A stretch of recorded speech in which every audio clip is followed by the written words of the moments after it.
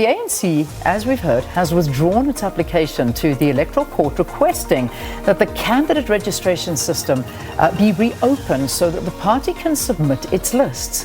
Earlier, in an affidavit filed by the party's Deputy Secretary General Jessie Duarte, she stated that the party was not able to register candidates in 94 municipalities as they had experienced technical difficulties when submitting the candidate lists. Now, various political parties were opposed to the ANC's application, while some, like the EFF and DA, had threatened legal action over the matter. All right, meanwhile, in a separate development, the Presidency has confirmed that suspended Presidential Spokesperson Khusela Diko will not be returning to her position. Diko has been subjected to disciplinary processes for her failure to disclose her interests in certain companies as requested by public service regulations on the disclosure of financial interests. In its statement, the Presidency says Diko has been served with a written warning for this offence and that she will be returning to a different position in the public service. All right, so there's lots to discuss. Other developments as well. We are now joined by political analyst Dr. Ralph Mathekga. Good to have you. Thanks so much for joining us. Good evening, Leanne, and good evening to Morning Live viewers at home.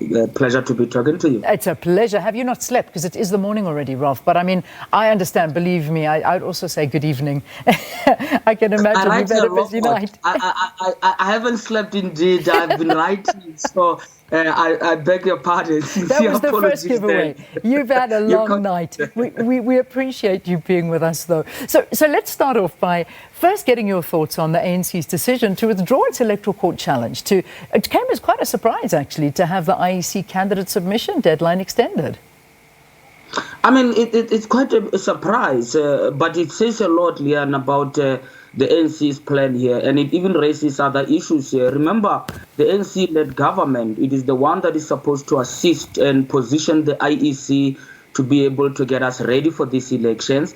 And it is the government, it is actually the presiding government, it leads the executive. So when they are not ready themselves on something such as this, and they have known that elections were coming, so it raises concerns about their ability to actually even help the nation by assisting the IEC to get us ready for this election. So already, Leanne, these elections are already controversial before people even put a cross near on the ballot. Already, we are talking about legitimacy and so forth. There is a court petition and a withdrawal of that. We are going into very unprecedented election here because of the COVID. But I also think that the problem is also being compounded by the ANC as a governing party. Just their readiness and to get things done generally seems to be a real challenge for the ANC. Yeah, but I mean, surely this could spell out some serious trouble for the party should the elections go ahead in September. I mean, I beg your pardon, in October, in terms of the number of municipalities it will or can contest in. It's quite a significant number. 93 municipalities, it's almost halfway. I mean, we're talking about 256 municipalities in the country in that range, and 93, that's more than almost 2/3 of municipalities here that we are talking about. And Leanne, I'll tell you, I'm not so much concerned about the ANC, their technicality. My big concern is about the fact that the ANC has got a larger number of voters. So if they are not ready to get themselves as a party ready, it means that the bigger chunk of the voters will not be able to exercise their choice quite freely. I mean, let's be honest here. It is difficult to have free and fair election or to have election and call them free and fair while the dominant party has not been able to field candidates properly in 93 municipalities. That affects the choice that voters are going to make. Beyond just the ANC, you can have a squabble with the ANC, whatever you want to say about the ANC. The reality is that now their incapacity, their failure to follow rules, their internal problems, the internal structural challenges has gotten to a point where it is now impacting or has a potential to impact upon the legitimacy of the election. It will be difficult. I mean, it is unthinkable. Whatever we can say, it has to be found a way that we allow those candidates or maybe to allow the names to be submitted. One way or another, the IC will have to do something about this because it will mean we are having elections that are questionable from day one. Even if it is the ANC's fault, it affects larger number of voters. So let me quiz you on that. Why? Why, Ralph, is it questionable? All the parties were given equal opportunities to register their candidates. They were given the timelines. They used the same system. Others seem to have met the deadline. But the ANC did not, and they are the ones. Now, this has happened to other political parties before, and they were refused to register after the deadline. Why is it now a problem? Because it's the ANC. I mean, why would this now constitute not free and fair elections? They were given as much time as everybody else to do this. Procedurally, Leon, I mean, I remember in KZN, there was a squabble of this nature involving one of the political parties in KZN that had struggled to do that in one of the local government elections. The picture here is that, can you really go into the elections where a significant number of people are finding out that the party they wanted to vote for realistically, or they might consider realistically, is not there? And I'll tell you what this is going to result in, Leon. You're going to have massive spoiled votes in relation to this. I mean, that's just the reality of it is. Why is it that it is unfair? Procedurally, yes, the ANC has to be punished, but the significant number of the wards involved here, and the reality that it is a dominant party, even measuring by the state of incumbency now, the party that at this point is the dominant incumbent, it is the ANC. Morally, even, I mean, realistically, can you really go ahead with that?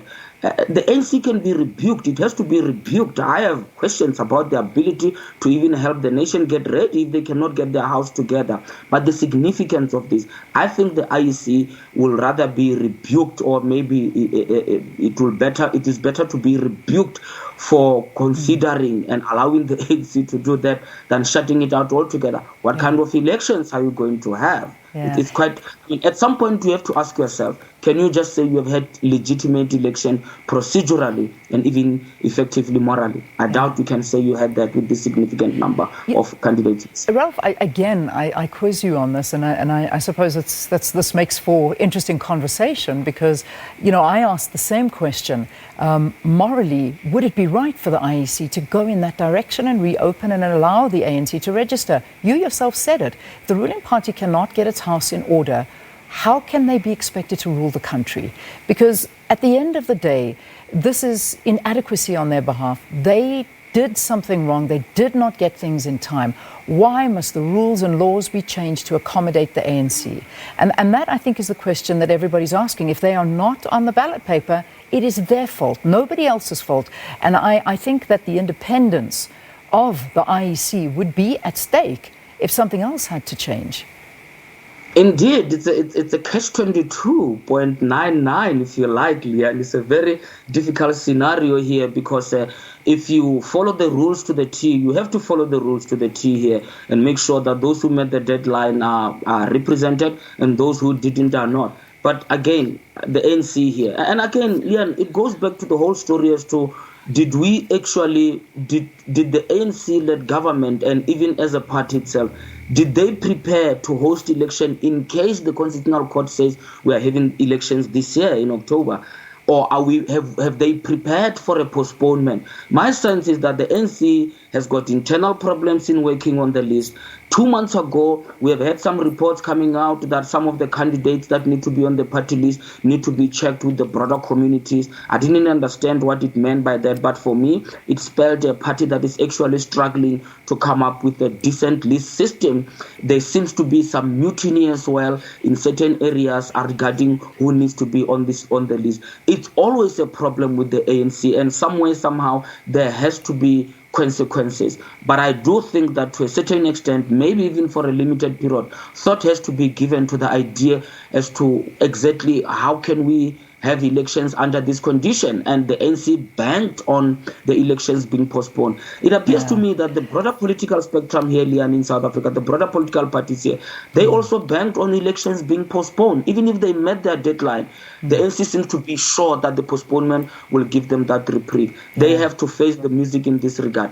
I think, however, middle ground has to be found. Open it to a certain extent, find a way, rebuke whoever you have to do to rebuke, but going with this list, with things this way into the election you might end up with a serious crisis. Yeah. Well, I mean, Ralph, it's hard to punish the other political parties that are contesting and that have come through. They have done things on time. Yes. And, you know, it's a very big one. And you can't assume, as the ANC, you can't assume that the elections are going to be postponed. You have to run your campaign believing that they are going to go ahead in October. And if they are then moved, then that's fine. But the reality is that when you cannot get your own house in order, it is not fair for South Africans to have to suffer under this particular inadequate planning on the ANC's behalf. So, I mean, but I think we've spoken to this one. Let's talk a little bit more about the Constitutional Court. So we've got the IEC's Constitutional Court challenge on the same. It still remains pending, though. I mean, what do you believe the prospects of that are? Do you think we're going to see these elections being postponed? I mean, then it is going to be inevitable to postpone these elections. The reality is that the biggest preparation in everything has gone to postponing, not to scenarios or people engaging with scenarios as to if the Constitutional Court refuses to give postponement, can we actually have free and fair election? I think we are almost getting to a point where it's inevitable that elections are going to be postponed.